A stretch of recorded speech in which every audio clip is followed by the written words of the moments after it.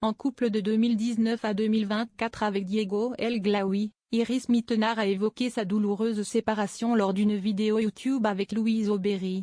Un moment très compliqué à vivre pour l'ancienne Miss France. Invitée sur la chaîne YouTube de Louise Aubéry, alias My Better Self, Iris Mittenard a fait des confidences sur sa rupture avec Diego El Glaoui, annoncée en mai 2024. Si est un deuil.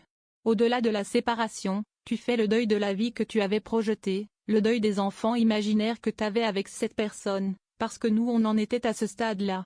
Si est douloureux, j'ai eu l'impression de faire le deuil d'enfants qui n'étaient pas nés, a-t-elle révélé. Très émue, elle raconte également avoir beaucoup pleuré. Rompre avec quelqu'un, si est prendre un risque, mais il faut savoir être sa propre priorité. On était déjà séparés, mais le fait de l'annoncer, tu te dis que si est réel, si est là, tu le jettes aux gens. C'était très dur. J'ai appelé Paul, du chemin, son coiffeur et ami, note de la rédaction, je lui ai dit, viens tout de suite. Je ne m'attendais pas à être autant triste. Ce sont des pleurs de décharge, de deuil. J'ai vraiment beaucoup pleuré. Diego n'était pas la bonne personne. Je me suis dit, est-ce que si est cette vie que je veux? Est-ce que j'ai envie de me sentir mal à certains moments tous les jours? Pendant les 50 prochaines années?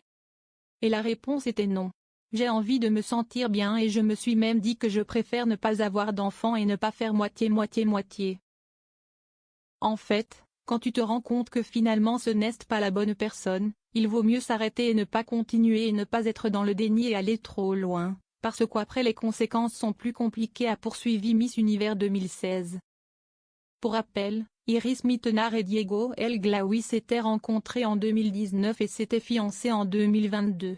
Désormais la jeune femme est de nouveau en couple avec un certain Bruno, héritier d'un magnat de l'immobilier qui figure parmi les 100 premières fortunes de France.